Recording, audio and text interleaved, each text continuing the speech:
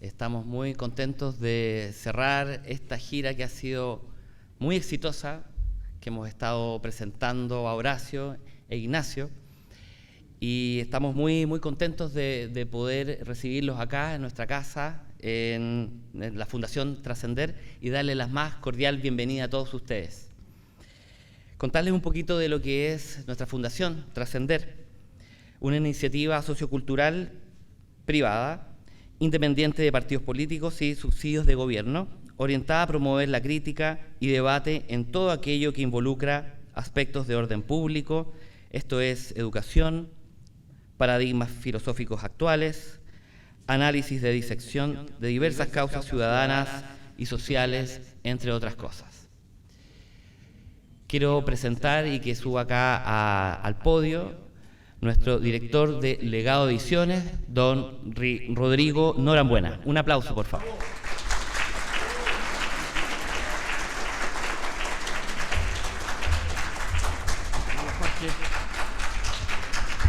¿Cómo están? Bien.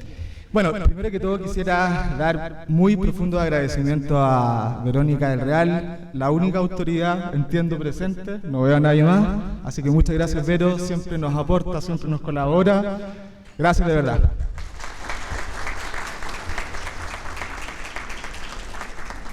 Por otro lado, no me gusta extenderme esto, de hecho esto es lo que menos me gusta, hablar cuando saludar y dar la bienvenida.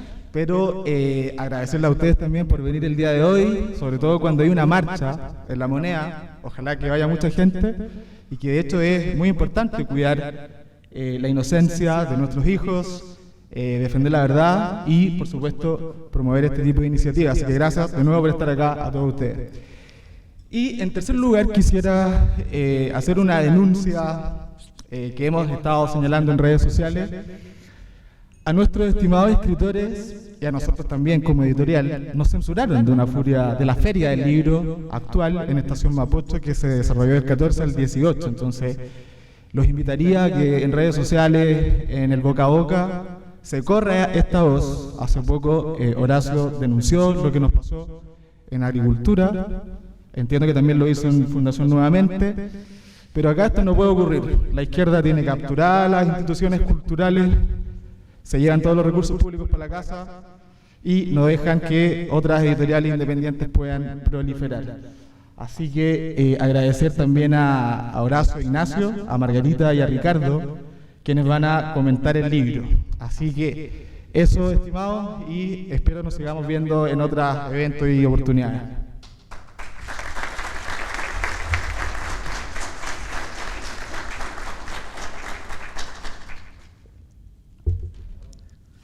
Gracias, Rodrigo. Bueno, es natural que vayamos a pasar por esas vicisitudes, ¿no? Y es un buen indicador también de que estamos haciendo las cosas como corresponden. Todavía somos muy pequeños y, bueno, como director ejecutivo de Trascender, también nos toca defender estas ideas. Pero yo veo que cada vez se suma más gente, se agranda la familia, y eso nos llena de alegría y también de mucha responsabilidad que tenemos que asumir. Quisiera que viniera también acá al podio invitar a Keren Delgado, que es la directora de Librería Chema. Por favor, Keren.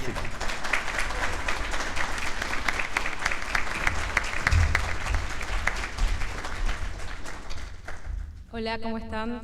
En primer lugar, agradecer a Dios, agradecer también a ustedes y a nuestros invitados que desde muy lejos están acá con nosotros presentando un tremendo libro. Como Librería Chema estamos muy contentos y hemos sido los que hemos iniciado esta batalla cultural a través de los libros. También estamos contentos de que muchos de ustedes, clientes, se hayan vuelto parte de la comunidad de la librería. Así pude conocer a muchos de ustedes, donde se han vuelto amigos, colaboradores, y eso es muy importante. Como Librería Chema vamos a seguir en la lucha cultural, en defensa de la familia, de la vida, de los valores de Occidente, y nos proponemos a seguir haciendo estos eventos. Muchas gracias.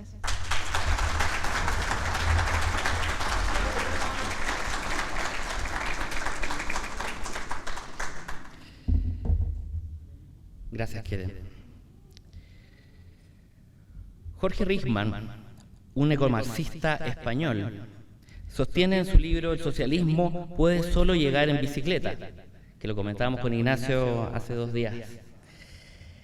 Llama que en el año 2000, el siglo de la gran prueba, entrando un poco en el ecologismo, esa prueba que estamos atravesando y que necesitamos un marxismo sin productivismo y un ecologismo sin ilusiones acerca de supuestos capitalismos verdes.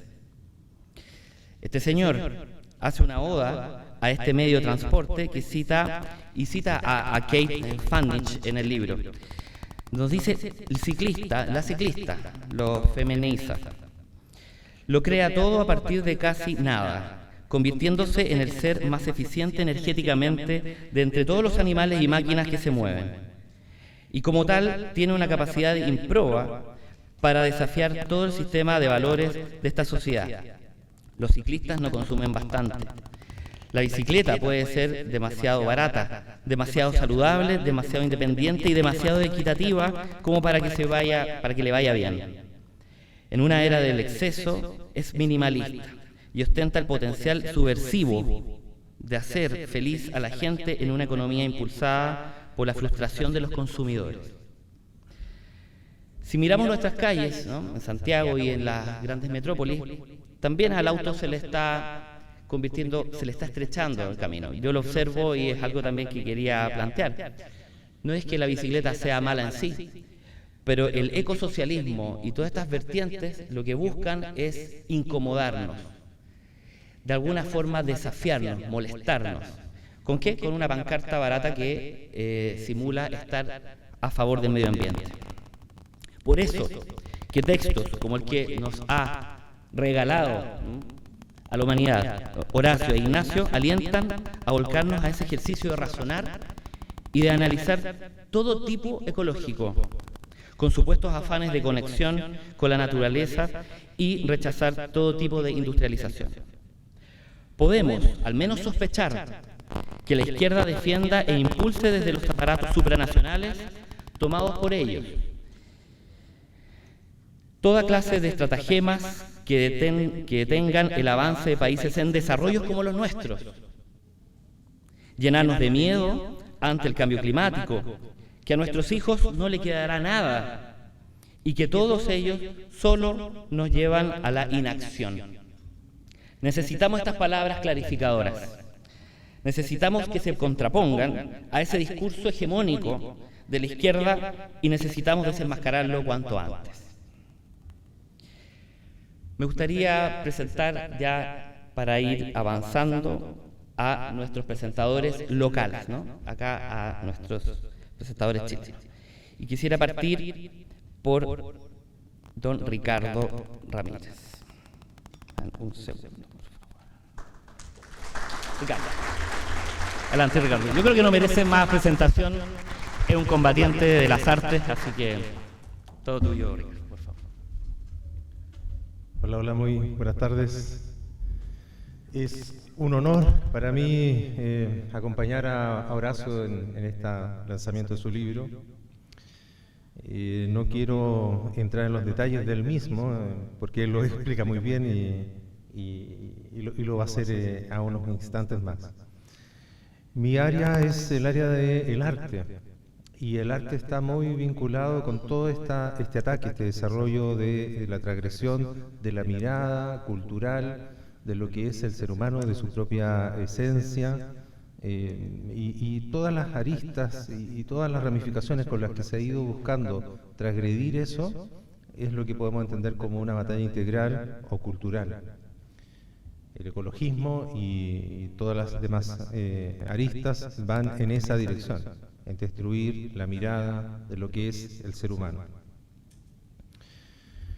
Todos los que estamos acá, es agradable estar rodeado de gente buena, que busca el bien y que busca de alguna manera una verdad trascendente, una verdad trascendental, a propósito de la fundación.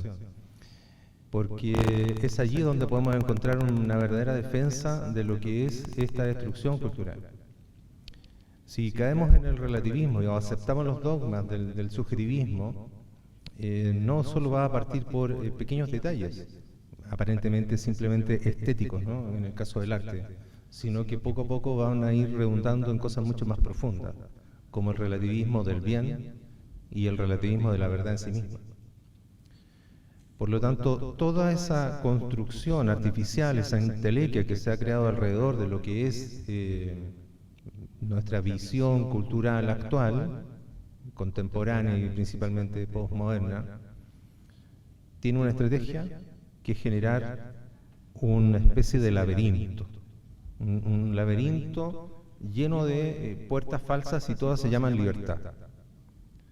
Y presos en este laberinto del cual estamos ahí sin saber a dónde ir, dando vueltas, sin encontrar el centro, el núcleo, la causa de las causas, el por qué estamos aquí, por qué tenemos esta vida, hacia dónde queremos ir, qué va a pasar después de nuestra muerte. Y todas esas preguntas esenciales, esos grandes relatos que han sido anulados por esta disolución de lo verdadero, de lo bello y de lo bueno, nos mantiene en ese laberinto, lleno de puertas bonitas, todas dicen libertad, todas dicen haz lo que tú quieras, porque aquí no importa el bien, aquí no importa la verdad, aquí lo único que importa es lo que tú sientas, lo que tú quieras. Hemos sustituido la verdad por un sentir. Si tú quieres ser hoy día una niña de 12 años, no importa, es verdad, eres una niña de 12 años porque tú lo sientes. Si hoy quieres decirle a esa basinica que es una obra de arte, no importa. Esta basinica es una obra de arte porque tú lo sientes. Bueno, y porque el curador y el otro lo dijo, ¿no? Este mundo, que parece lleno de oportunidades, es una prisión. Y que mientras más nos aferramos a ella, mientras más somos seducidos por ese engaño, más estamos presos, más estamos aislados de aquello que nos puede hacer verdaderamente libres, verdaderamente buenos. Nos aislamos de aquello que nos lleva hacia un camino de trascendencia. Ese laberinto necesita de héroes, y todos los que están aquí son héroes. Todos son héroes. Porque están buscando de alguna manera la verdad y están buscando ese hilo de Adriana que nos permite salir de ese laberinto. Ese hilo no es más que esa verdad, belleza y bondad, los trascendentales del ser. Pero todo héroe está dispuesto a hacer un sacrificio, si no, no es héroe. Necesita morir. Morir de alguna medida, medir en alguna manera, medir para los demás, morir para su familia, morir en relación a lo habitual que ha sido su vida y empezar un camino diferente. Pero no importa, porque esa primera causa va a llevar a la segunda y la segunda nos va a permitir asumir ese desafío no solo por nosotros, que muchos hemos comenzado este camino por lo que hemos visto en nuestra vida, en nuestra existencia, sino que después ese camino empieza a desarrollarse por una causa mayor. Ya no es mi propia causa, sino que es la causa de todos. Y por ese todos es que estoy dispuesto a morir, estoy dispuesto a dejar de ser quien era y empezar en ese desafío. Ese desafío es eso. Encontrar la verdad, lo cierto, en medio de este laberinto de mentiras y de falsedades en las que estamos sumergidos. Con todas las aristas, con todas las ramificaciones que hemos sido atacados, esta es una importante. Hay más aristas, pero esta, la que nos viene a presentar Horacio, es una de las importantes. Porque se esconde debajo de eso una mirada gnóstica, una mirada luciferina. Y dice, ¿qué tiene que ver Lucifer acá? Bueno, en el sentido filosófico, tómenlo, no en el sentido religioso, en el sentido filosófico. Aquello que gusta o busca la mentira, aquello que busca destruir el ser o denigrarlo. En ese sentido sí, lo es. Y el ecologismo, con todas sus organizaciones y todas sus fundaciones, muy antiguas, incluso que tienen un origen pre-Revolución Francesa, y ahí han ido ramificándose de una en otra, de Rosacruces a masones, de masones a Illuminati, de Illuminati a a todas las que ustedes ya conocen, digamos. Tienen esta mirada de tratar de disolver y destruir lo esencial del ser humano. Con muchas herramientas, como bien dije, una de estas es el ecologismo, otras, ¿no es cierto?, van a ser toda la transgresión a la mirada de los niños, de la sexualidad como herramienta para disolver, y también una de las grandes, ¿no?, es el arte. Ahí tenemos esos cuatro fuerzas importantes de las que ya nos ha hablado Thomas Schumann en su libro cuando devela la estrategia, en este caso de la Unión Soviética marxista, para desmoralizar y destruir una sociedad, atacar la religión, atacar los centros de formación, atacar los medios de comunicación y el arte. El arte que hoy día pensamos que es una cosa de gusto, o que simplemente es una cosa de entretención, o de espectáculo, o incluso de negocio. Totalmente desvirtuada y totalmente vaciada de su verdadero contenido. Quienes han puesto contenido allí ha sido precisamente el enemigo, que conscientemente lo ha llenado de esta disolución del ser, de esta cosa sin forma, de lo grotesco, de lo precisamente y objetivamente feo, porque ellos están muy conscientes que cada vez que uno captura una esencia, en este caso el arte, que es una esencia artificial, la captura para sí mismo y se vuelve su patrimonio, yo voy capturando fealdad, voy capturando algo que no tiene forma, voy capturando algo que me va a desintegrar más adelante. Bueno, el arte tiene una labor fundamental y es parte de una de las estrategias que se ha ido desarrollando. No quiero alargarme más en esto, simplemente corroborar que todo lo que está mencionando y muy bien documentado en el libro de Horacio y de Ignacio es muy importante que lo vean, que lo estudien, que profundicen en él, porque estamos bajo una guerra que es muy sutil, que es permanente, y lo peor es que no nos damos cuenta que estamos en ella. Muchas gracias.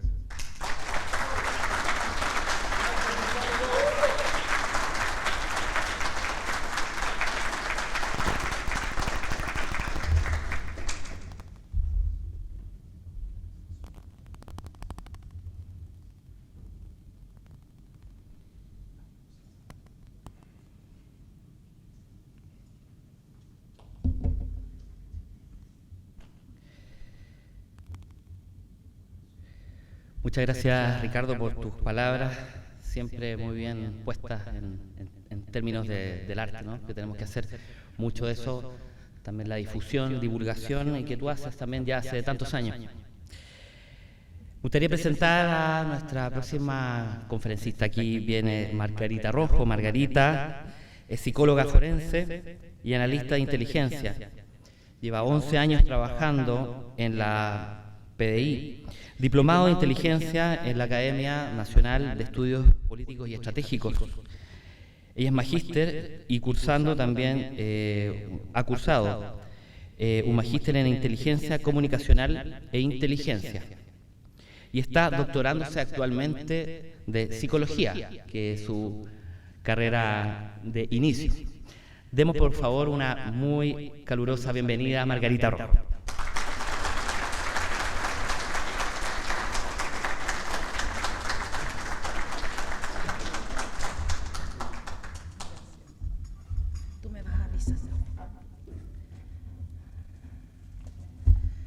Buenas tardes a todos. Me quedé. Bueno, yo me siento muy honrada de esta invitación que me hizo Rodrigo para poder presentar el libro de Horacio, ¿no?, y de Ignacio, que lo vengo conociendo recién. Pensé, así es que, bueno, ese es el libro del que vamos a hablar y voy a hablar yo.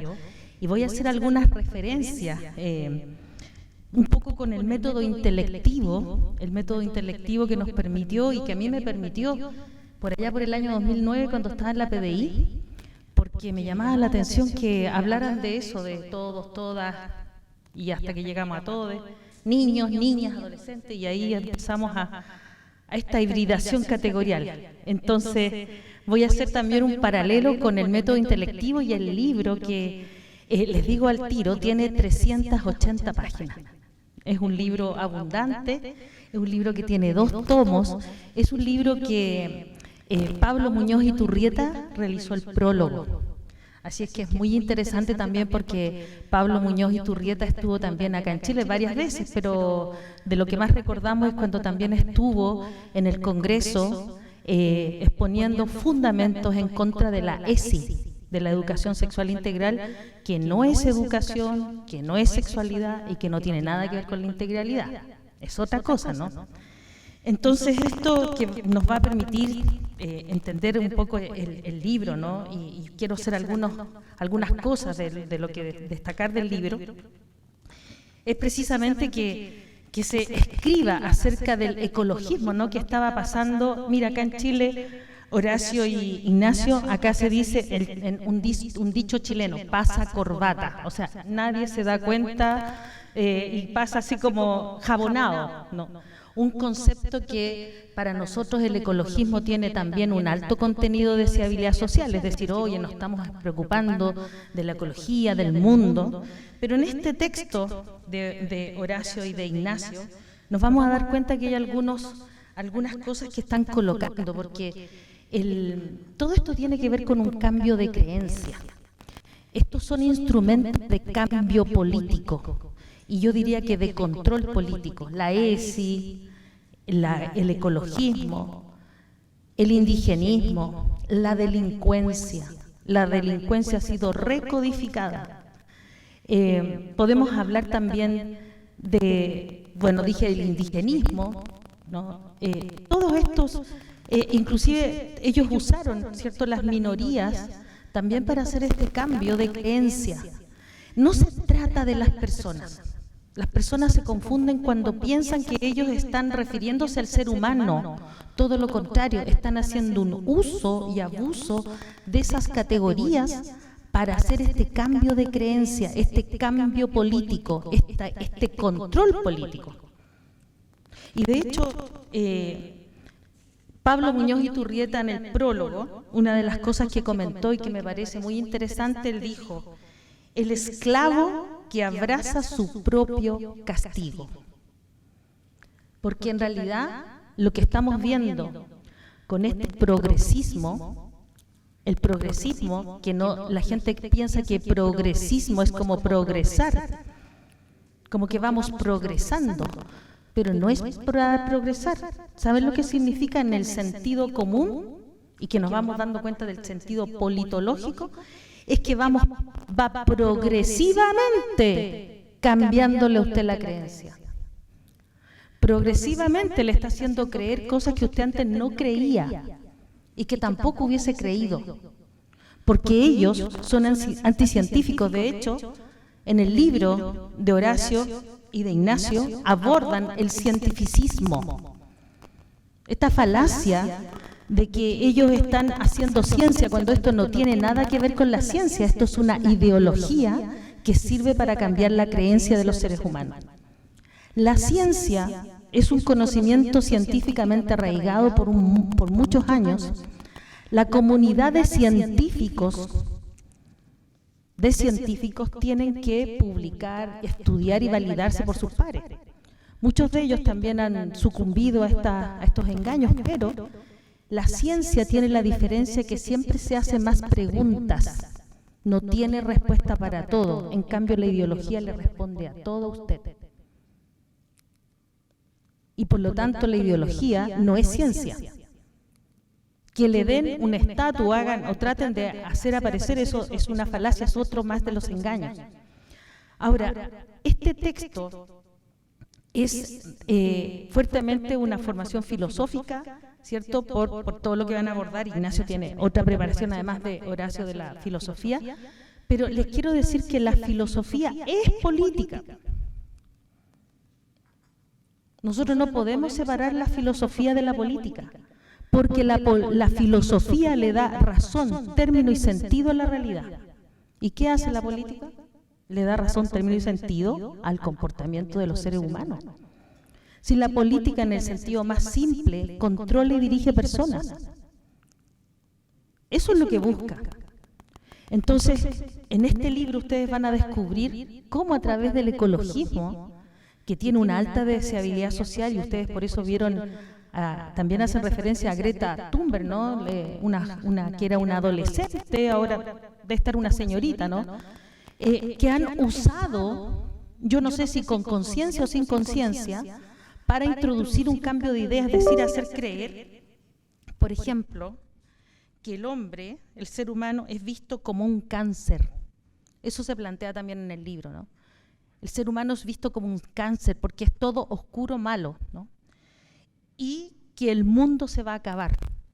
Entonces, cuando empiezan a colocar estas creencias donde a usted lo angustian y le introducen miedo, lo hacen más fácil y más vulnerable de controlar y de dirigir y de no pensar. Porque una persona, cuando está angustiada y tiene miedo, ¿cuántas veces ustedes han pasado por ese tipo de experiencias vitales donde hayan tenido miedo, angustia? Uno no puede pensar. Y cuando no piensa, te dirigen. Uno acepta rápidamente que otro lo dirija. Y eso es lo que están haciendo. Nos reíamos un rato, pero, o sea, esa posibilidad de que coman insectos y no asados en Argentina, no sé cómo lo van a hacer, pero porque en Argentina sí que hay asados, ¿no? Hacerles cambiar la creencia. Fíjense que este cambio de creencia, no sé, me van avisando los minutos, por favor, para no 2 minutos me quedan. Este cambio de creencia tiene que ver con lo que planteaba, inclusive citan acá a Karl Marx también, porque también dio cuenta, ¿no?, de que esto de querer cambiar a las personas, ¿no? Dice, los filósofos solo se han interpretado diversamente en el mundo. De lo que se trataría es de transformarlo. Esto está citado también en el libro de Horacio y de Ignacio, porque acá lo que se está haciendo, ¿no?, es cambiarle a usted la creencia. Miren, y Gramsci también lo habría planteado, y también la Escuela de Frankfurt. Entonces, el cambio de creencia es algo que yo voy a lograr, a través de ese cambio de creencia voy a controlar, voy a cambiar la cultura para controlar, ¿qué? La sociedad. Ese es el cambio de creencia. Si yo le cambio a usted la creencia, lo hago creer, y esto es progresivamente, por eso que el progresismo lo voy haciendo paso a paso. No importa que nos demoremos 30 años, pues si eran 30 pesos. ¿Cierto? Pero lo empezaron a lograr paso a paso y van ascendiendo en categoría. Cuando nosotros dimos la alarma, ahora ellos son valientes porque están dando la alarma de lo que es el ecologismo. Nosotros dimos la alarma de lo que significaba la ESI, van paso a paso sexualizando a los niños. ¿Por qué? Porque no importa que se demoren años, no importa que pasen ministros, no importa que pasen libros, lo importante es que ellos avanzan lentamente. Por eso se llama progresismo, no porque ellos sean evolucionados. Así que ustedes, cuando conozcan personas ignorantes que crean eso, por favor, corríjanlo. Bueno, el libro yo creo que es un gran aporte en el sentido en que los invita a ustedes a estudiar. Me gustó muchísimo también que citaran tantos autores, tantos filósofos, pensadores. Bueno, hay un pensador que yo no lo conocía, ¿no?, que es el que habla del ecologismo, uno de los principales, Heinz Hecker, ¿no?, que ustedes a mencionarlo, y van a ver cómo, inclusive, en la conclusión, ustedes señalan a Mikhail Gorbachev. ¿Por qué? Porque en la conclusión, cuando ellos dan cuenta de esto, se dan cuenta que, a pesar de que nosotros pensábamos que Rusia es una Rusia comunista, pero no es una Rusia progresista. Y de hecho también lo mencionan, y solamente podríamos pensar que hay 3 naciones soberanas en este momento: China, Rusia y la India. Adivinen qué, los otros no saben y estos están coludidos. Pero bueno, este cambio de creencia, no se dejen engañar, porque si no van a aparecer como este rey que quería lucir un traje, pero su sastre lo engañó y lo hizo ponerse algo que no existía un traje transparente, y todo el mundo, para no quedar de tonto, le decía que era bello, hermoso. Esto es lo mismo y nos exige estudiar. nos exige formarnos, nos exige hablar, leer, y leer libros como los que han escrito estos dos autores maravillosos. Bueno, eso los dejo. Gracias.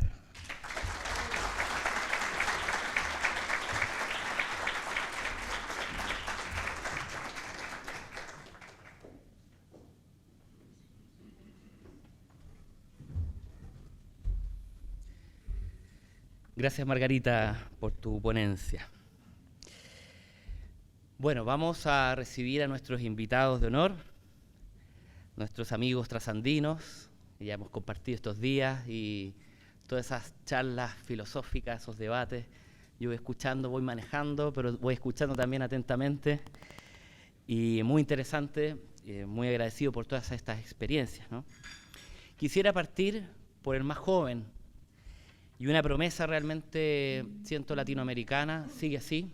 21 años tiene Ignacio Bosler, estudiante de licenciatura en Ciencia Política por la Universidad San Martín, escritor, ensayista y socio colaborador de Fundación Libre y La Resistencia Radio, coautor del libro negro del ecologismo, y vamos a dejar toda esa carrera que viene adelante, ¿no es cierto, Ignacio?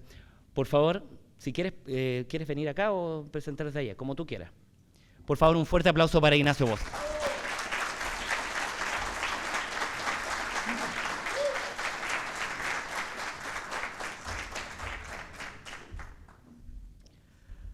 Bueno, muy buenas tardes a todos. Primero que nada, muchísimas gracias. En primera instancia, Somos Trascender, a Chema Librería y a Ediciones Legado por la confianza, por la invitación y por la posibilidad también que nos dieron tanto a Horacio como a mí de poder publicar el libro negro del ecologismo en Chile. Pero esencialmente muchísimas gracias a ustedes, porque teniendo la posibilidad de tomar un montón de decisiones y actividades en este día, estamos todos acá reunidos para poder tratar de dar una definición y una conceptualización clara de lo que es el ecologismo. Prometo que no los voy a aburrir mucho, eso seguro. Pensando con Horacio, ¿cómo podíamos comenzar esta presentación del libro? Pensábamos, ¿qué podemos decir que de hecho no esté escrito? Creo que un buen comienzo es, primeramente, tratar de definir qué es el movimiento ecologista. Si yo en este momento tuviese que defender una tesis delante de un profesor de universidad pública, probablemente daría la definición de André Gorz.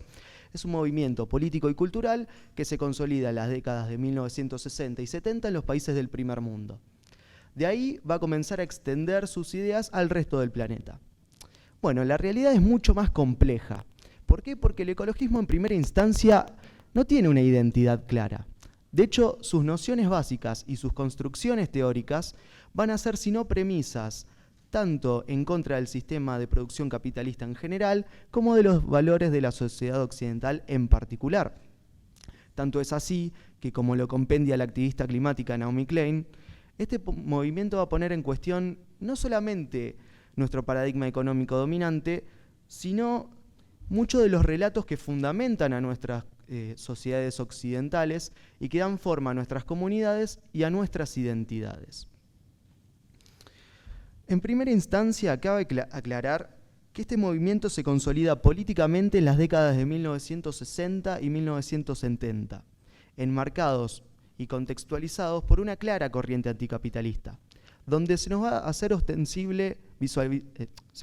posible visualizar dos cuestiones que políticamente son esenciales. En primeramente, una diferenciación de una nueva izquierda con respecto a su discurso clásico de la segunda mitad del siglo XX, al mismo tiempo que una tesis separatista de la misma, como una estrategia que le va a posibilitar a la izquierda criticar al sistema productivo actual sin hacerse cargo de los desastres de la Unión Soviética, por ejemplo. Ahora bien, una distinción esencial que hay que hacer en este sentido es que nosotros hacemos referencia a un ismo, a una ideología.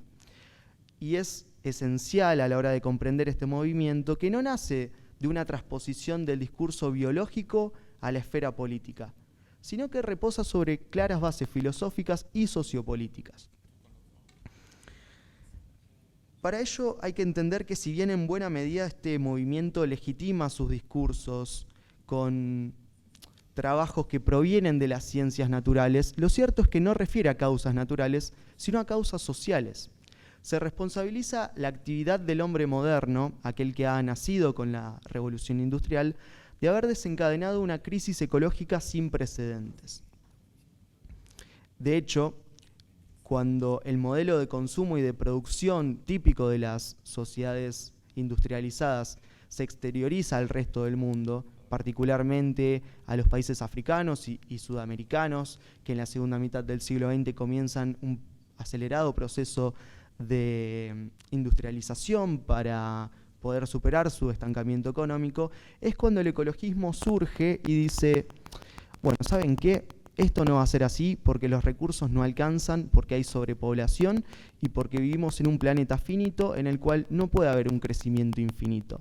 Es decir, desde primera instancia, el ecologismo lo que busca es que los ricos sigan siendo ricos y los pobres sigan siendo pobres. De hecho, es un buen lema que resume lo que es la Agenda 2030, no poseerás nada y serás feliz.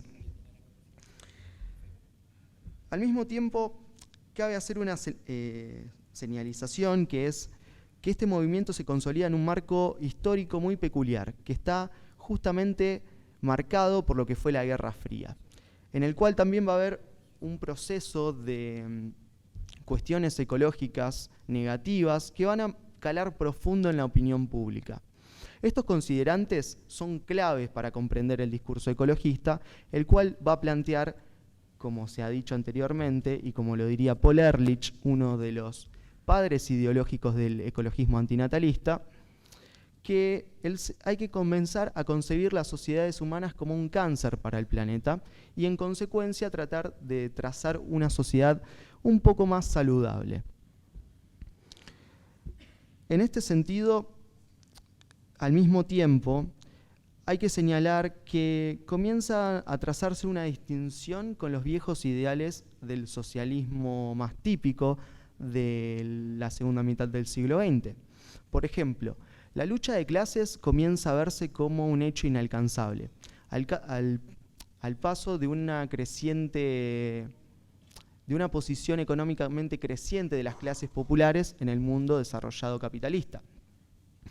Al mismo tiempo, la dictadura impartida por el gobierno bolchevique, por ejemplo, en la Unión Soviética, por no citar a la China maoísta, son hechos que son imposibles de tratar con recato para una izquierda confusa a lo largo de la segunda mitad del siglo XX, que va a comenzar a ver cómo lo que habían propuesto Marx y Engels en sus críticas al programa de Gotha, de hecho, no está sucediendo.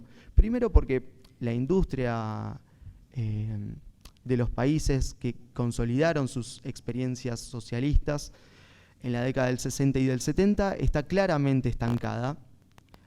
Al mismo tiempo, sus ciudadanos cada vez comienzan a pasar hambrunas y comienzan a tener incluso un escenario económico peor que el previo a la revolución, sin considerar la constante y medra contaminación ambiental que están produciendo este tipo de países.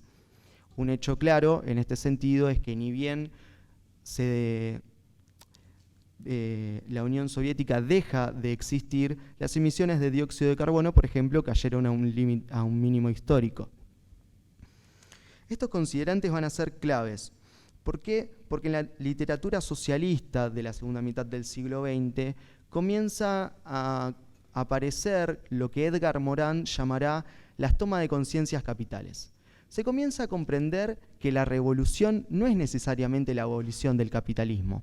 ¿Por qué? Porque en términos económicos, la izquierda ya no tiene nada que ofrecer en este sentido. Y es cuando se comienza a comprender el sentido profundo de la revolución cultural. Es decir, en un mundo en el cual los obreros comienzan a prescindir del discurso socialista, es en este marco en el cual, como diría el etólogo italiano Héctor Tibaldi, el ecologismo aparece como la nueva tentativa, dice él, de producir un post-marxismo en el cual los ecologistas, diría Edward Goldsmith, estarían llamados a ser los sujetos más importantes. ¿Por qué? Porque hablar de la naturaleza y hablar del ecologismo necesariamente lo que hace es consolidar una reivindicación común de todos los demás movimientos sociales. ¿Hasta aquí vamos bien? ¿Todo claro? Bien. Cada vez me explico mejor entonces. Ya no hay preguntas. Bien, hablando en serio. Podría estar citando autores toda la tarde de por qué el ecologismo es necesariamente una ideología de izquierda. No los voy a aburrir tanto, está en el libro. Cómprenlo, por favor. Pero lo cierto es que me voy a remitir a un solo pensador, Herbert Marcuse, uno de los padres intelectuales de la New Left norteamericana, cuando dice que la lógica ecológica es la negación pura y simple de la lógica capitalista. No se puede salvar el planeta en el marco del sistema de producción capitalista. Ahora bien, esto resulta paradójico porque de hecho cuando nos remitimos a los datos, y en este sentido le dejo la filosofía a Horacio, yo soy más de los datos duros, los países más libres, es decir, con mayor respeto a la propiedad privada, son a su vez los que consiguen mejores desempeños ambientales. Mientras que de hecho las economías más intervencionistas / socializadas son los que justamente producen peores desempeños ambientales. Caso mítico, China, que de hecho es el único país al cual Greta Thunberg jamás denunció políticamente, porque es de hecho uno de los principales responsables de lo que es la transición verde, a través de la concesión de lo que son los metales raros, condición sine qua non de producir energías limpias, entre muchísimas comillas.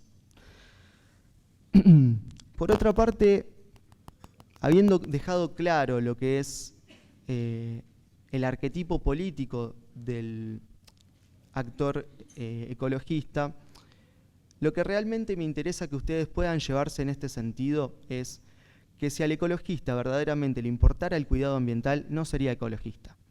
Precisamente porque son los países socialistas los que han mostrado un peor desempeño ambiental a lo largo de toda la historia. De hecho, un caso mítico que podríamos citar en este sentido es el mar de Aral, uno de los lagos en su momento más importantes de todo el mundo, que luego de la experiencia soviética quedó reducido a menos de 1/3 de su nivel inicial. Diría Milton Friedman, si a los socialistas les dejas que manejen el desierto de Sahara, en pocos años se quedaría sin arena. Ahora bien,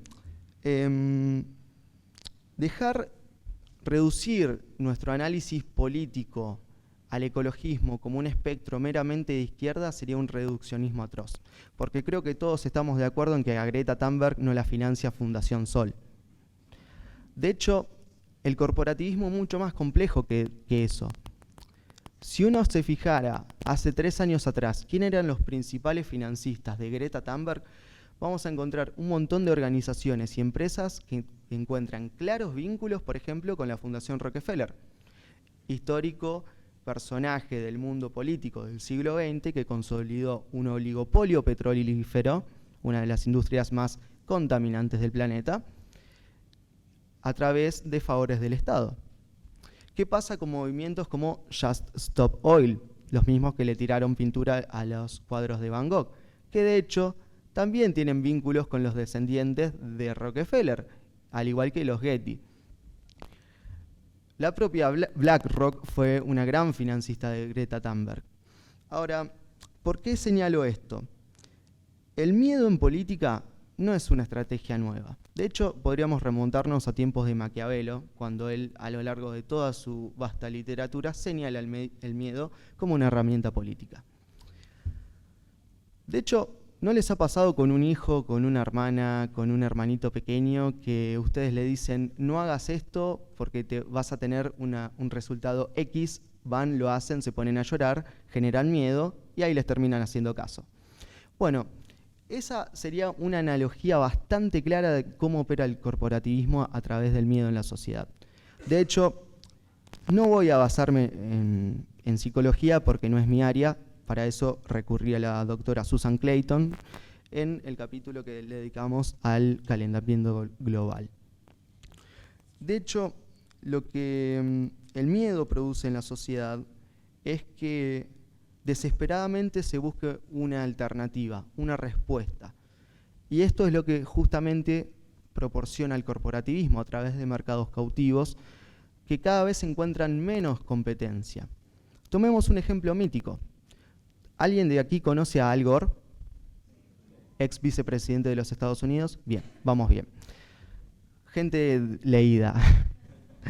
Bueno, ¿qué es lo que hace Al Gore? Hace aproximadamente 15 años que se consolidó como uno de los exponentes climáticos más importantes. De hecho, esto es curioso porque a nivel científico no tiene ningún tipo de título, simplemente fue un burócrata que operó en Washington.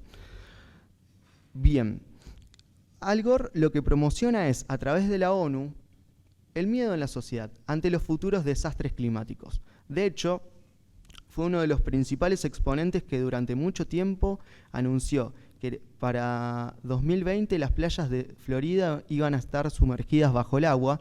De hecho, el año pasado fue uno de los destinos turísticos veraniegos más visitados de todos los Estados Unidos.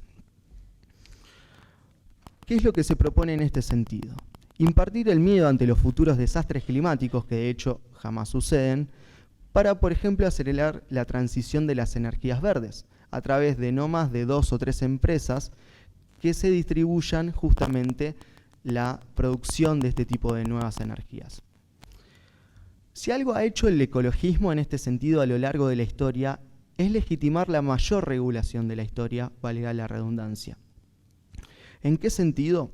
Operando necesariamente en todos los aspectos de la vida humana, desde lo que comemos, cómo vivimos, cómo nos conducimos a través del trabajo a nuestras casas, la cantidad de hijos que incluso llegamos a tener. De hecho, un chiste que estábamos haciendo justo antes de comenzar la conferencia es, en la COP27 se promocionaba la idea de que nuestros hijos coman bichos, mientras ellos estaban comiendo los cortes de carne más caros del planeta. Pero bueno, se haya plagado de inconsistencias argumentativas, eso no es nada nuevo. Bien, cerrando la idea porque creo que ya estamos cortos con el tiempo, me interesa que esencialmente se lleven la siguiente conclusión. Si algo ha hecho el ecologismo a lo largo de la historia es promover la mayor regulación, operando necesariamente en todos los aspectos de la vida humana. De hecho, esto encuentra una respuesta política en lo que es, por ejemplo, la Agenda 2030, que esperamos poder retomar ahora en las brevísimas intervenciones. El ecologismo, si algo ha dejado asentado en la cultura, es que el hombre necesariamente debe renunciarse a sí mismo. Por eso es que se termina posicionando como más importante la vida de un animal que la de un ser humano. Y de hecho esto ha impregnado completamente la cultura occidental desde hace al menos 20 años. Si no, fíjense como en una película, por ejemplo, como Matrix, se promociona la misma tesis que ya planteara Paul Ehrlich o David Attenborough al decir que los humanos somos un virus. Muchas gracias.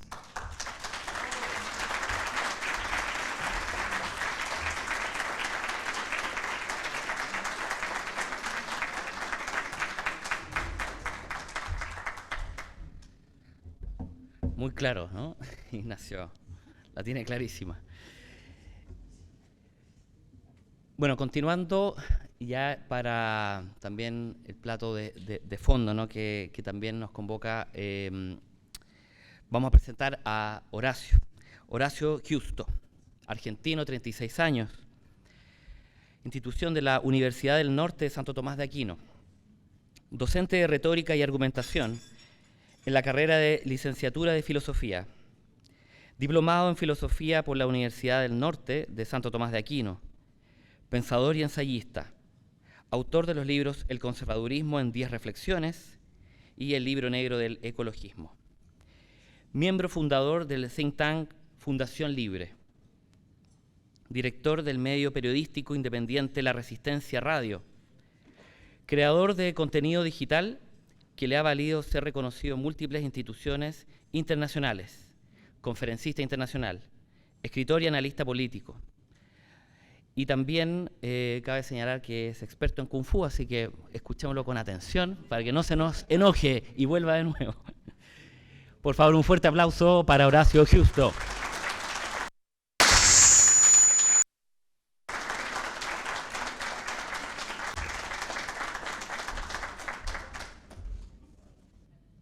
Todos los que han sido alumnos míos saben que favorezco mucho la intervención de todos, así que cualquier tipo de aporte es bienvenido. Siempre lo sostengo al inicio de cada intervención. Nadie es tan sabio que no tenga algo para aprender, nadie es tan ignorante que no tenga algo para enseñar. De hecho, que yo esté aquí es algo netamente circunstancial. Podría cualquiera de ustedes estar aquí en el escenario y algo nos enseñarían, y algo valioso para toda la vida. Sobre estas reglas, en vínculo al libro, quiero abocarme a un tema específico, que es el control de natalidad. Tema muy concreto, es mi capítulo favorito, y no lo digo ni como docente, ni como periodista, ni como escritor, lo digo como padre. Así que me voy a separar un instante del aspecto académico para empezar a contarles un poco de la historia de una manera muy simple. Vamos a ir de lo más simple a lo más complejo. Porque de esto se trata, de poder hacer lo complejo simple sin complejizar lo simple. Y previamente necesito, en primer lugar, agradecer antes de iniciar mi ponencia. Agradecer, tenemos muchos amigos, está Rodrigo, está Keren, está Jorge, la gente de Somos Trascender, Legados Ediciones, Librería Chema. Tengo que agradecer el honor inmerecido de que el doctor Ricardo se haya hecho presente hoy aquí, alguien que él sabe lo mucho que lo admiro. Nos ha acompañado Margarita también, excelentísima ponencia. Agradecerles a ustedes, agradecer a Dios, agradecerle a mi familia porque ellos son los que realmente merecen el aplauso. Mientras yo estoy aquí, tranquilo, relajado, está mi esposa, mi compañera de vida, cuidando a mis dos hijas, educándolas. De hecho, si no fuese por mi esposa, yo no estaría acá. Hubo solamente 2 mujeres que apostaron a mí cuando literalmente no tenía nada, ni una carrera, ni un trabajo, ni un centavo, ni un proyecto. Ni yo mismo creía en mí. Y estaba mi madre, y quien hoy es mi esposa, que seguían confiando en mí. Detrás de todo hombre hay una mujer que lo sostiene, indefectiblemente. Así que le mando un saludo a las feministas que literalmente no entienden nada.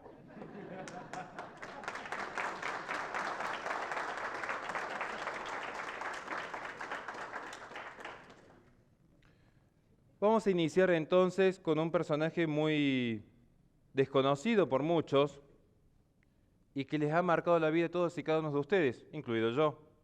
Ernst Haeckel, un zoólogo alemán.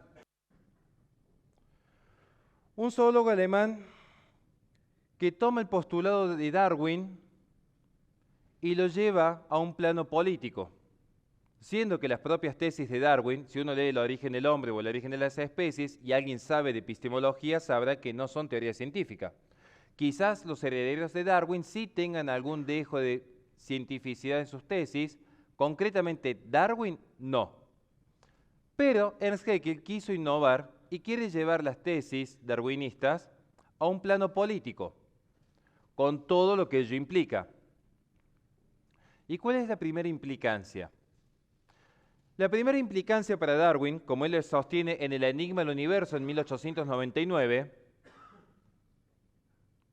es que el ser humano es un vertebrado y mamífero a la par del resto. Por lo tanto, no hay nada especial en esta criatura que nosotros llamamos hombre, varón y mujer. No hay un logos ordenador que establezca los universales en el ente.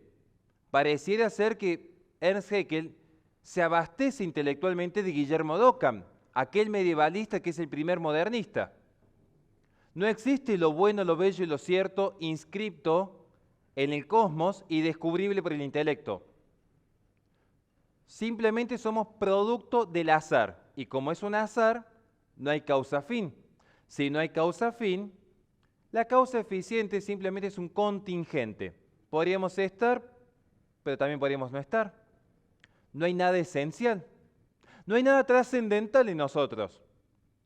Por lo tanto, y yo le pido a cada uno de ustedes que hagan el esfuerzo, que me respondan sinceramente, traten de darme la mejor respuesta de por qué estaría mal abortar a un niño síndrome de Down si no hay un logos ordenador que me establezca qué es el bien y qué es el mal.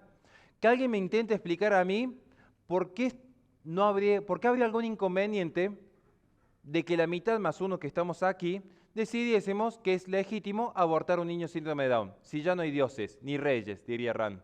Sin dioses ni reyes. ¿Cuál sería el inconveniente de que nos pusiéramos de acuerdo que asesinar al inocente es bueno? No van a tener fundamento.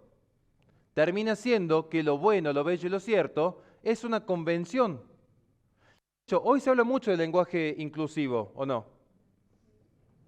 ¿Ustedes creen que el lenguaje inclusivo empieza con Wittgenstein y la filosofía del lenguaje comienza el siglo XX? Guillermo Ockham ya sostiene que esta idea de lo bueno, lo bello y lo cierto es una construcción lingüística, porque en el cosmos, en definitiva, no hay nada que lo determine. Que luego va a venir Descartes, Malebranche, Spinoza, herederos de este pensamiento. Es más, vamos a volver a Ernst Haeckel, que lleva esta tesis darwinista. Ernst Haeckel, ¿por qué lo cito? Empecemos por ahí. Yo creo que sería la primera pregunta que alguno se haría. ¿Por qué me lo citan a este intelectual? Porque yo ni siquiera hago la distinción ecologismo-ecología. Me parece como muy básico. Ya la ecología, como ciencia, tiene un gran componente filosófico. Y el creador del concepto de ecología, oikos logos, la razón de la casa, logos significa razón, conocimiento, oikos significa hogar, casa, de allí viene economía. Este oikos logos es conceptualizado por Ernst Haeckel como aquella rama de la disciplina biológica que se encarga de estudiar la interacción de los seres vivos en un determinado entorno de acuerdo a la administración de los recursos naturales. Ahí es donde empieza a aparecer la importancia de este personaje. Porque en principio y resumidamente la ecología es el estudio de la interacción de los seres vivos con los recursos naturales. Pero luego es este pensador que dice, el ser humano es un ser vivo a la par de cualquier otro ser vivo. Por lo tanto, hay que ver cómo se comporta con los recursos naturales que posee. ¿Me siguen hasta aquí? Lo que hace Haeckel es fusionar el pensamiento de Darwin con el pensamiento de Baruch Spinoza. Baruch Spinoza es un panteísta. ¿No han escuchado alguna vez de todos somos uno con la naturaleza? Es más, en Roma también se está escuchando un poco esto. Y lo digo siendo católico. Todos somos uno con la naturaleza. Claro, ¿qué significa que somos uno? Uno, vamos en latín, mono. Más concretamente, en realidad es una mezcla de griego, en realidad me equivoqué yo. El mono, el uno, es lo que fundamenta la tesis monista de Spinoza. La tesis monista. ¿Por qué?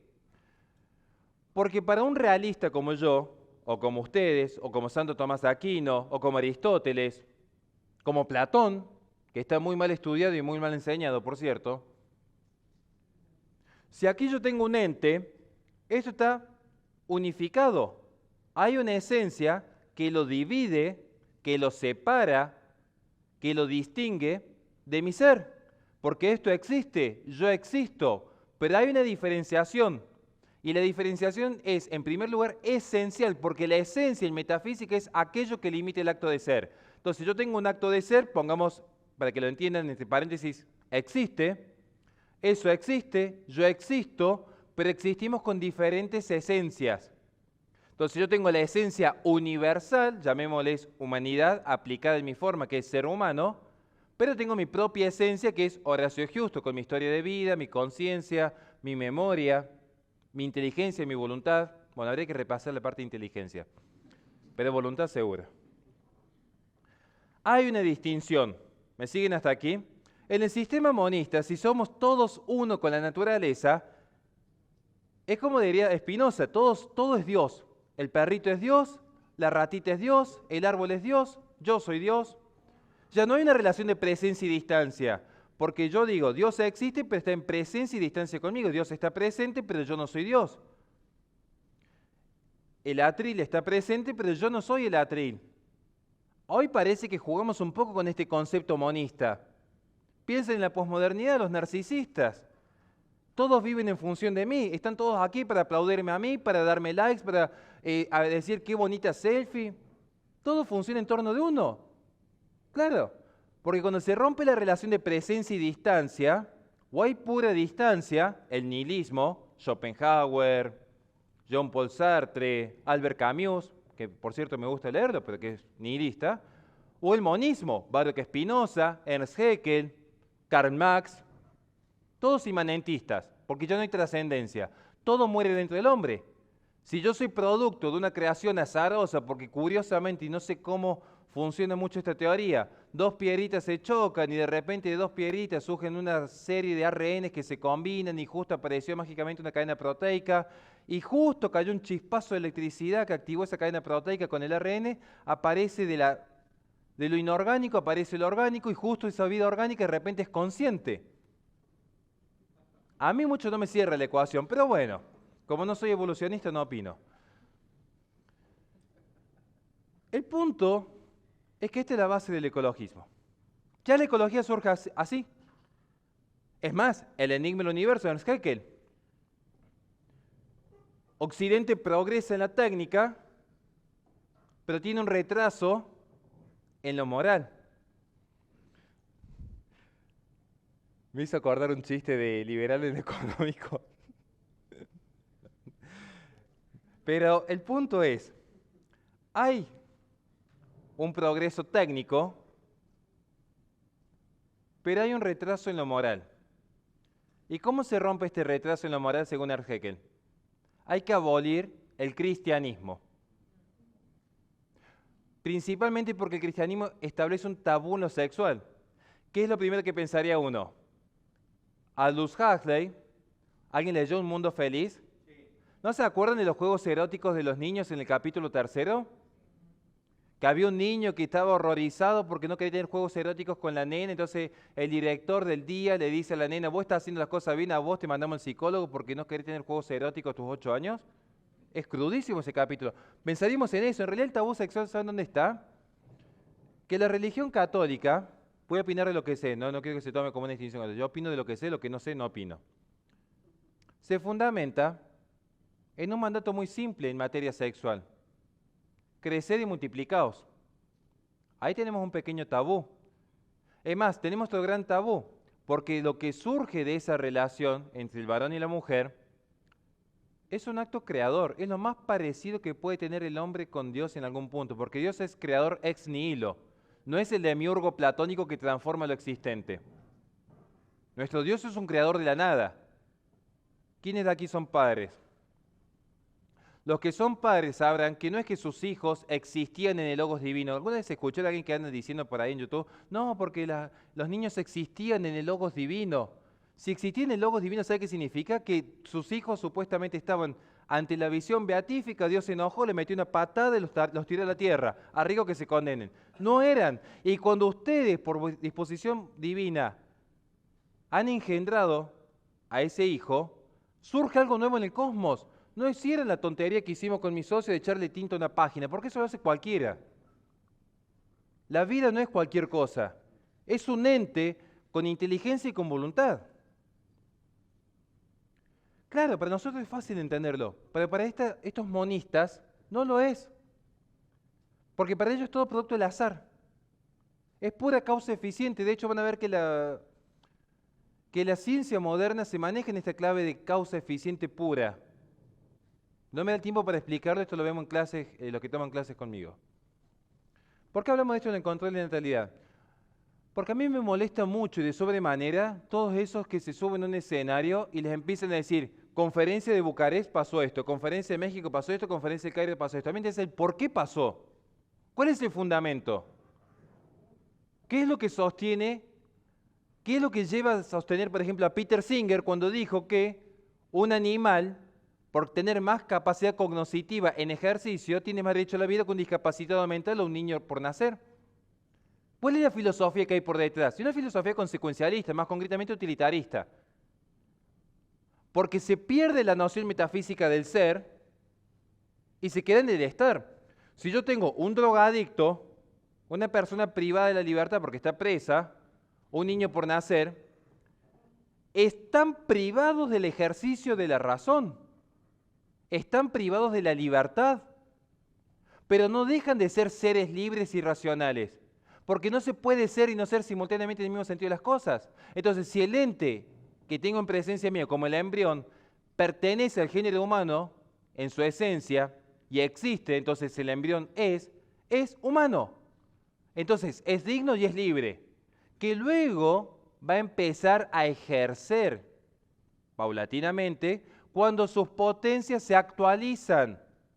Pero el primer acto de ser, que sostiene todas las potencias, ya está inscrito cuando su acto toma la esencia de la humanidad y lo convierte en la forma. ¿Cuál es la forma? Ser humano. Por eso yo le he hablado con Miguel, tengo el honor, acá estoy con un montón de amigos, Miguel, estamos con muchísima gente que nos hemos acompañado. Lo hablamos con él en Paraguay cuando hablamos de la familia. Yo tengo la esencia que es la humanidad, pero no me puede señalar nadie la humanidad acá. Pero yo le digo a Miguel, señálame 5 o 6 seres humanos y me lo señala rápido. Podemos señalar el ser humano, no la esencia, porque la esencia es imperceptible. Esto es metafísica. ¿Cómo se vincula esto con los controles de natalidad? Porque ya en la modernidad hubo un pensador que dijo, Dios ha muerto y el hombre lo ha matado. Pero no es que muere Dios, sino que muere la idea del logos ordenador, porque el orden presupone un límite. ¿Qué es la esencia? Lo que limita el acto de ser. Aquello que hace que una cosa sea lo que es. Porque yo podría haber sido un caballo, podría haber sido un árbol. Es más, siendo humano, a ver, ¿qué podría haber sido? Abogado, político, corrupto, normalmente sinónimos. Y lo que hay en el fondo es que mi acto de ser está limitado por un orden anterior. Ningún ente se da a sí mismo la esencia. Aunque yo intentara hoy hacerme mujer, no podría. Es más, si por esencia hay dos entes que son incompatibles, no pueden generar un nuevo ser. Por ejemplo, me ha pasado que hemos visto las marchas del orgullo LGBT, que están tan de modas ahora. O sea, intentan reproducirse, no sé todavía por qué no lo logran. Quizás se erraron en el método. Pero bueno, como no soy LGBT no opino. El punto es, vamos de vuelta. Si el logos ordenador ha muerto, ya no hay bien, ya no hay verdad, ya no hay belleza. Y vamos a concluir, ¿cómo estamos de tiempo? ¿Bien? ¿Vamos bien? Sí. ¿Dudas? ¿Inquietudes? ¿Podemos tirarnos 10 minutos más? No, porque después me retan, ahí queden bien, me retan. No, te pasaste. ¿Seguro que vamos bien? Doctores, ¿ahí estamos bien? Bien. Si Ricardo me dice que vamos bien, vamos bien. La autoridad acá. El bien, a ver. Yo sé que esto es muy aburrido, pero a mí no me interesa de acá que salgan sabiendo, los ecologistas son todos unos zurdos feos, porque ya sabemos que son zurdos y que son feos, naturalmente, o sea, no. Es como decir la pared es blanca, o sea. Si porque lo hemos hablado con Ricardo, se tienen que esforzar para ser feos. ¿Alguien vio la película Amén del Papa que yo le hice una referencia? Amén, la del Papa Francisco con Disney ahí. No sé si vieron que la única chica bien agradable, más o menos linda, que era muy agradable, era la única católica bien formada. Porque el bien necesariamente es bello y es expansivo. ¿Nunca vieron un niño recién nacido con la madre? ¿No les parece que es una de las imágenes más bellas que hay en el mundo? ¿Por qué? Porque hay un culmine de bien. ¿Nunca vieron a un abuelo jugando en la plaza con un nieto? Es eso. ¿Y por qué el feminismo tiene que ser tan feo? El ecologista tiene que ser feo, el indigenista tiene que ser feo, violento, que dividen, porque van en contra de los trascendentales. Y lo intentan resistir y no lo pueden resistir, porque es natural. Ese es el punto. Esta gente cuando niega los trascendentales, está negando el primer trascendental, uno de los primeros. En realidad el primero es el res, pero no quiero hablar ahora de metafísica. ¿Qué es la verdad? La verdad tiene doble acepción, es tanto lógica como ontológica. Pero para que la verdad lógica funcione, supongo, ¿qué sería una verdad lógica? La adecuación del intelecto a la realidad. Yo les dije, por ejemplo, a ver, pues soy daltónico encima. ¿Esto es blanco o no es blanco? Si yo digo esto es blanco y mi inteligencia está describiendo la realidad y hay una adecuación fundamentada, porque acá está el punto. Tiene que haber un fundamento, porque yo podría decir que es blanco con los ojos cerrados porque lo adiviné. No es un conocimiento per se. Si yo digo esto es blanco y es blanco, hay una adecuación. ¿Qué necesito para que mi intelecto se adecue a la realidad? Que la realidad sea cognoscible. Entonces, este ente ya reposaba dentro de sí el trascendental, el verum, lo verdadero. Porque esto es lo que permite que la realidad sea cognoscible. La realidad es cognoscible porque ya tiene inscripta la veracidad en sí misma. Y luego el intelecto conoce. ¿Estamos bien hasta acá? ¿Qué pasa si yo niego la verdad? Como la posverdad ahora, con esto del Ministerio de Desinformación que están creando ahora Boric y todos los séquitos de... No voy a decir la palabra. ¿Qué sucede? No se puede amar lo que no se conoce. La verdad es un león que si uno la arroja se defiende sola. Entonces, ¿qué es necesario? Eliminar la verdad. Como no pueden eliminar la verdad, tienen que eliminar que se conozca la verdad. Entonces queda la voluntad ciega. ¿Quién sostuvo que la voluntad es ciega y subyacente a toda realidad? Porque la realidad es pura apariencia. Anterior a Schopenhauer, porque Schopenhauer dice eso. Anterior a Kant. Guillermo de Ockham. Porque Guillermo de Ockham sostiene que Dios no es logos, es pura voluntad. Ahí es donde tiene un conflicto con el voluntarismo humano. Pero ya en Guillermo de Ockham encontramos que es pura voluntad. Por eso niega los trascendentales nominalismo. Todo el resto es construcción lingüística. Una consulta. Ockham es jesuita, pero dice que Dios es pura voluntad y eso me suena como islámico. Sí. Por alguna razón en mi mente resuena como islámico. Porque se abastece mucho de Averroes, por ejemplo, incluso toma concepto de Maimónides. Es compleja la filosofía medieval, no me da tiempo de explicarlo. Pero para Guillermo de Ockham, Dios es pura voluntad. Para Schopenhauer, la realidad es apariencia y pura voluntad. Para Nietzsche también. Somos nosotros los que nos vamos dando nuestras normas morales a partir de categorías lingüísticas, el nominalismo. Nosotros denominamos los entes. Simplemente hay existencia, como diría Nietzsche. No hay rayos sin relámpago, hay acción de relampaguear. Como diría Simone de Beauvoir. Mujer no se nace, mujer se hace. ¿Por qué? Porque no hay un ser estable, no hay un sujeto estable cognoscible. Hay acciones.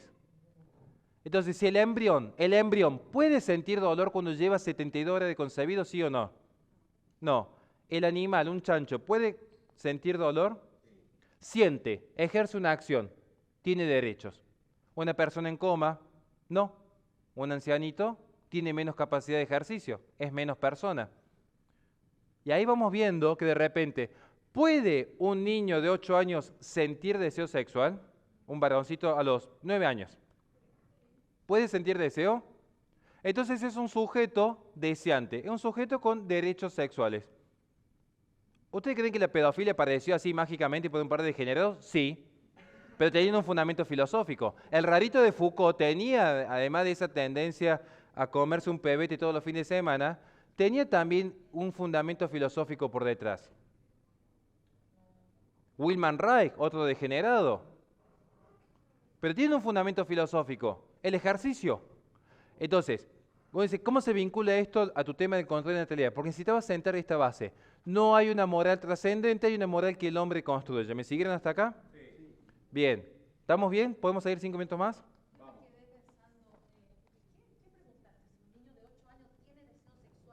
Puede llegar a desear. Puede...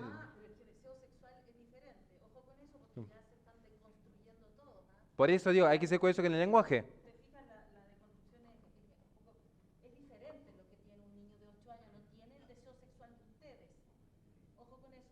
No, sí, está buena la creación, pero digo...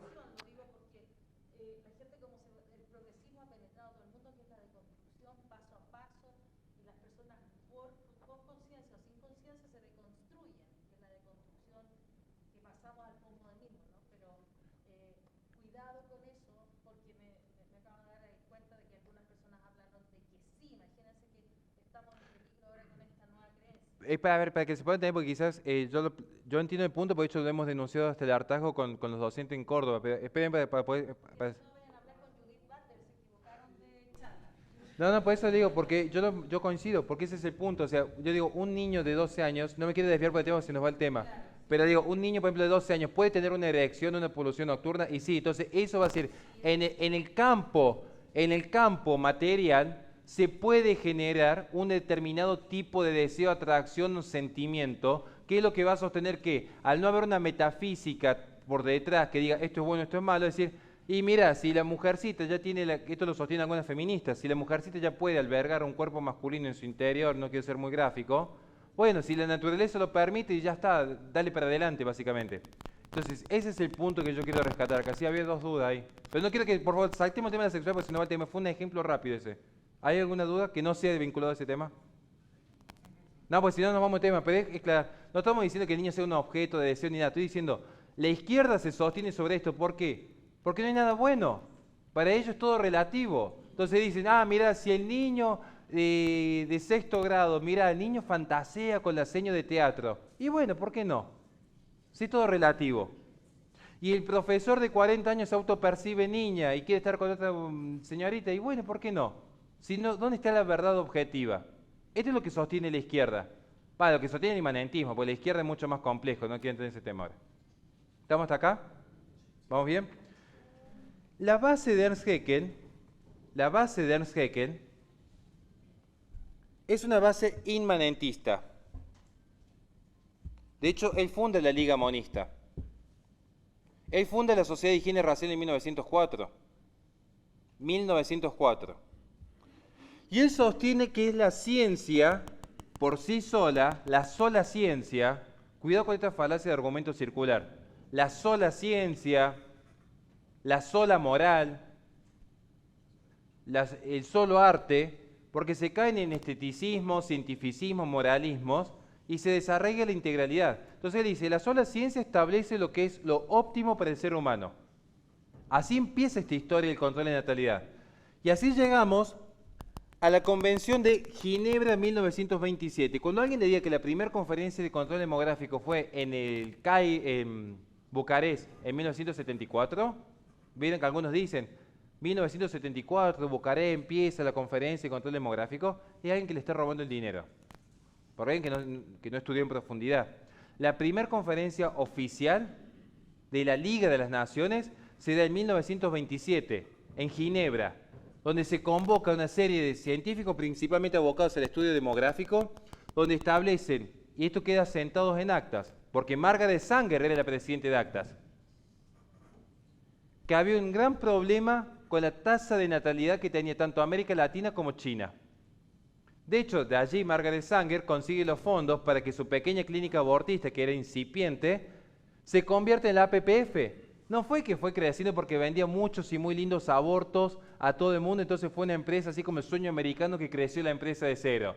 Vino Milbank Foundation, puso el dinero y apareció la APPF, que después de instancia de la ONU se convierte en la IPPF. Esta es la historia no contada. Pero eso es lo bueno que vengan aquí, porque esto no sale en YouTube. Sí. Es que en YouTube hay mucho humo, por eso hay que tener mucho cuidado. Se vende mucho humo en las plataformas digitales. No es el debate académico serio que a uno le gusta. Lamentablemente, y lo digo yo que estoy, entre comillas, siendo youtuber en algún punto. Luego tenemos la conferencia de Berlín, donde los científicos dijeron en un acto de honestidad un poco sombría, que iba a quedar muy mal hablar de eugenesia, reivindicando incluso el fallo Buck de 1927 en Estados Unidos, que consolida la eugenesia como una práctica legal, que iba a sonar mal hablar de eugenesia en Alemania en ese contexto, en 1935. Entonces, claro, es como que hay gente que no merece vivir, pero no vamos a ir a Alemania porque va a quemar nuestra idea. Se desdobla y queda la Conferencia de París 1937, que es la que se considera el tercer Congreso Internacional para la Investigación Científica de los Problemas de Población. Así es el título. Toda la conferencia tiene ese nombre, Congreso Internacional para la Investigación Científica de los Problemas de la Población. ¿Cuál es el problema de la población? Que se reproducen. No, porque es real, no lo digo yo, lo dice la ciencia. A nadie vio Bob Esponja, entonces no lo entendieron el chiste. Cuando vean en Bob Esponja van a entender ese chiste. Roma, 1954. En agosto 54. Lo que se llama la Primer Conferencia Mundial de la Población. La organiza la ONU. ¿Quién propone la idea? Julian Huxley, primer director general de la UNESCO. Allí aparece justamente la Comisión de la Población, que sostenía tener que revisar las tasas de natalidad principalmente en América Latina y el Asia, principalmente los tigres asiáticos. Llegamos a Belgrado, 1965, segunda conferencia mundial de población de la ONU, se da en Yugoslavia. Allí se crea el Fondo Económico de las Poblaciones. Básicamente ustedes están pagando impuestos para que unos burócratas vaya a saber en qué parte del mundo decidan cuántos hijos tener. Allí aparece el Fondo de las Poblaciones, en 1965. Segunda conferencia mundial, ya hay activismo político, no era solamente científico. Es más, ya la IPPF estaba presente. No me parece que sea Bucarest la primera, ¿no? Parece que la historia viene de antes. Llegamos a Bucarest, 1974, la tercera conferencia mundial de población, la organizada por la ONU, carácter estrictamente político, había delegaciones gubernamentales y organizaciones no gubernamentales. ¿Cuál cree usted que fue la organización más fuerte por detrás de esto? Porque el problema de fondo era, ¿qué hacemos con los recursos naturales? ¿Qué hacemos para evitar este supuesto agotamiento de recursos naturales? Que ya en el 68 lo expide Paul Ehrlich, está en el libro explicado, La bomba demográfica, es la tesis de William Bock, de Garrett Hardin. ¿Saben cuál es el principal financista de esta tercera conferencia?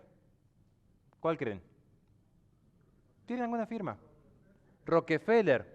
John Rockefeller III es el principal auspiciante. Claro, hay que cuidar el planeta. John Rockefeller III, familias que se hicieron millonarias. Porque yo favorezco la propiedad privada y el libre comercio. El tema es que sea en libertad, no en el sistema corporativista que están buscando protección política y guardando una suerte de oligopolio concertado con demócratas desde la ONU. Este es el gran inconveniente. Luego llegamos a México en 1984, donde ya se establece que el aborto debe ser seguro, legal y gratuito para todas las naciones, para una forma de mitigar la natalidad.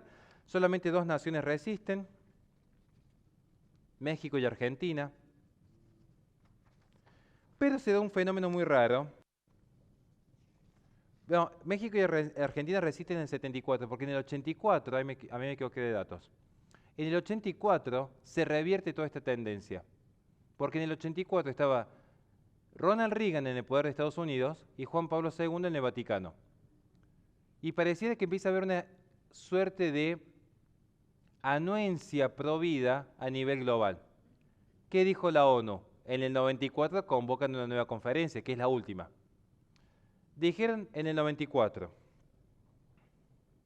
es cierto que una nación que tiene que tener su propia soberanía, por lo tanto no puede venir la ONU a decirles cuántos hijos deben tener dentro de sus naciones, cómo controlar su natalidad. Pero es función de la ONU, supuestamente, controlar los derechos humanos. Y un derecho humano es el derecho sexual y reproductivo. ¿Vieron cómo va todo entrelazado? Mucho antes que aparezca el feminismo en los 60 y los 70 luchando por el aborto, ya se peleaba por el aborto seguro, legal y gratuito. Comienzo del siglo XX en control de las relaciones, en control de los recursos naturales y la relación del hombre con el medio. Ahí está la historia de los controles de natalidad. No es un invento de las feministas. De hecho, fíjense en un caso curioso. No son pocos, por ejemplo, estoy pensando en este momento, se me viene a la mente Soros, pero no es solamente Soros. No son pocos los magnates que han financiado estos movimientos, porque yo sé que acá hay mucha gente que se dedica a la economía, estamos viendo gente que está especializada en economía. No es lo mismo lo que le hay que pagarle a un empleado que tiene hijos y una esposa en casa cuidando a sus hijitos y una economía más rudimentaria, que de repente, si las 3 damas que están aquí y yo tenemos que competir por el mismo puesto de trabajo. Porque entonces el que está ofreciendo trabajo va a tener justamente una mayor cantidad de oferta. sea, si yo soy un empleador, no es lo mismo que si tengo que buscar sí o sí un empleado, a que si tengo mucha gente buscando mi puesto de trabajo, porque va a haber alguien que dice, mira, yo me ofrezco a tu empresa, pero más barato que ella, contratame a mí, yo cobro menos. Claro, entonces, ¿cómo hago yo para cobrar menos? Y tengo que tener menos carga. Entonces, no es lo mismo vivir con 5 hijos que vivir sin hijos. ¿Quién necesita más o menos plata? ¿Qué le convendría a un oligopolio? Porque esto no es libre mercado, porque acá sí se habría un problema cuando se agotan los consumidores. Si yo tengo un monopolio, o sea, tengo un monopolio controlado, lo que más me conviene es que haya más unidades de consumo y de producción. Lo que más le conviene al sistema ecologista es que haya menos unidades de consumo y de producción.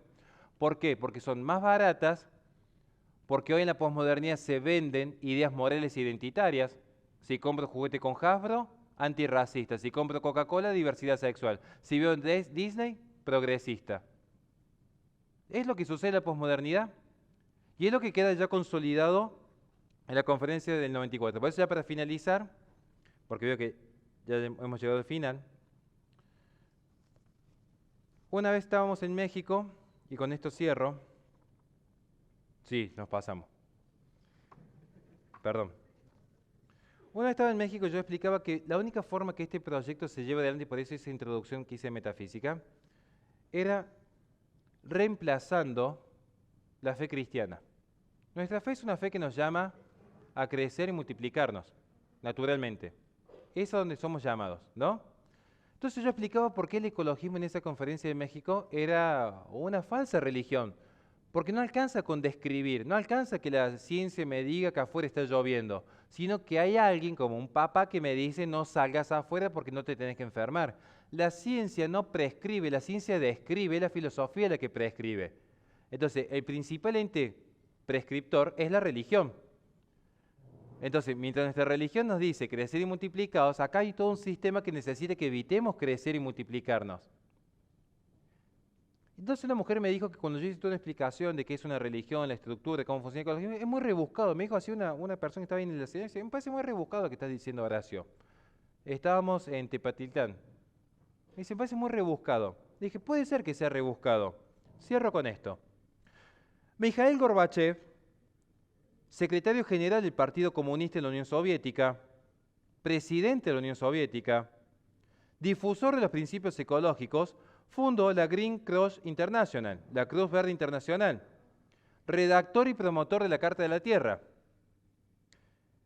Este comunista devenido en ecologista, esta sandía verde por fuera y rojo por dentro, en una entrevista en Los Angeles Times, el 8 de mayo de 1997, manifestó su esperanza, y cito textualmente: se hace necesario un nuevo código legal internacional sobre el medio ambiente plasmado en una Carta de la Tierra, un acuerdo vinculante como el de los derechos humanos de la ONU.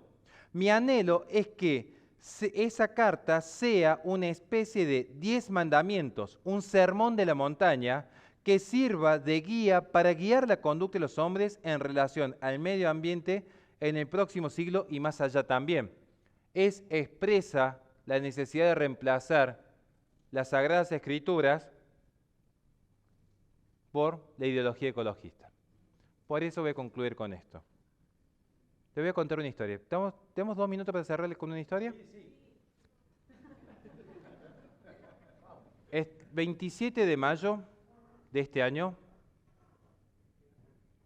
justamente, estaba en el Tecnológico de Monterrey, la segunda universidad más grande de México, en un debate académico frente a 2 feministas. En ese debate, donde incluso habían juntado firmas para que yo no me presentase, porque parecía un ser violento que llevaba odio y generaba inseguridad en los alumnos, en ese debate, durante las 8 intervenciones, llegaron incluso a insultar a mi esposa y a mi hija, las feministas, hablando de mujeres que no estaban presentes, cuando uno simplemente tenía datos, estadísticas, argumentos. No me hizo falta ni mencionar a estas feministas. Pero hubo un dato muy curioso.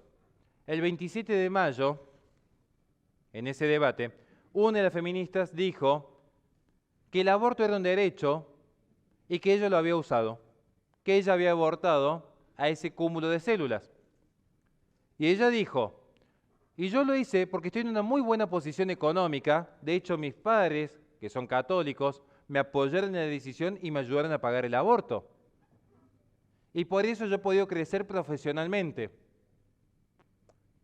Cuando llegamos a la conclusión, yo les dije, le agradezco el valiente testimonio. Corrobora lo que siempre he sostenido. Porque yo soy el más comunista de los comunistas y el más ecologista de los ecologistas. A mí realmente me importa la naturaleza y realmente me importan los pobres. Y siempre hemos dicho, el aborto es un capricho burgués. Yo trabajo con gente pobre en situaciones de necesidad, no abortan.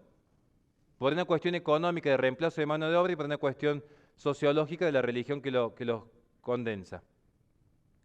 Se demuestra que para esta gente un hijo es un impedimento al crecimiento económico. Porque para ellos un hijo es un problema, es una enfermedad que hay que curar. Para mí no.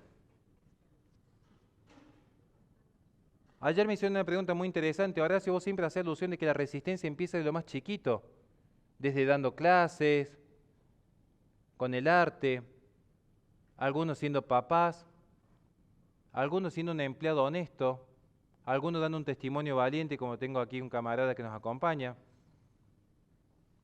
Cada uno de su lugar.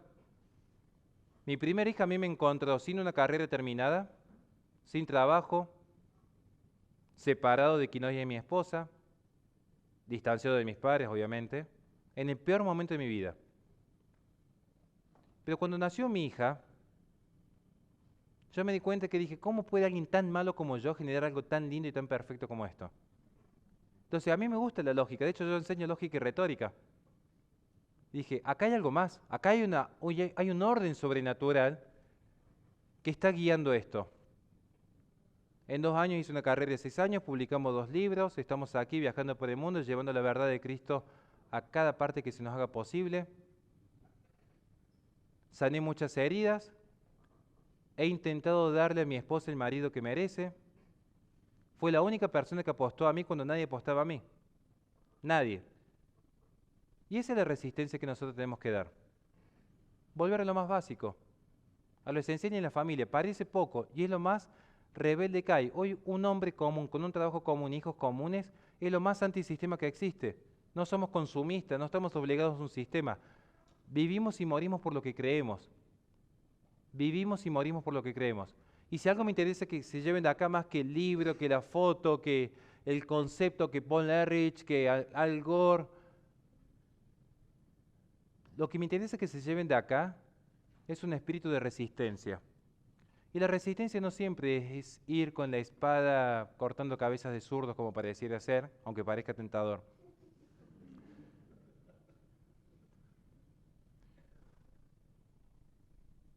Miren, cuando yo estaba sin trabajo en ese momento, para que veamos cómo actúa Dios, y esto me enteré después de casado.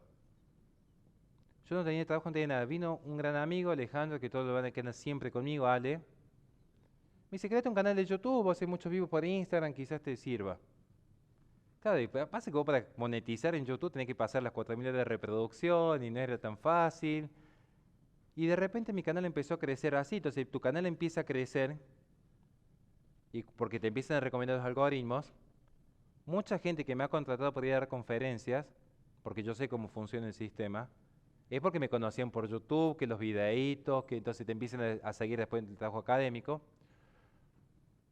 Yo me enteré después de casado, que incluso yo estando separado con quien en ese momento era mi exnovia, quien hoy es mi esposa, y creo que fue las muy pocas decisiones buenas que he tomado en mi vida, ella ponía su computadora y la de sus hermanos toda la noche prendida en loop, pasando mis videos para llegar. Yo estoy en contra de los aplausos, pero sé que es inevitable. Por eso para el final quisiera que si alguien va a aplaudir, que no sea a mí, que simplemente soy un 4 de copa, que estoy accidentalmente acá, sino la verdadera mujer que me ha sostenido todo este tiempo, que es mi esposa. Nada más y muchísimas gracias.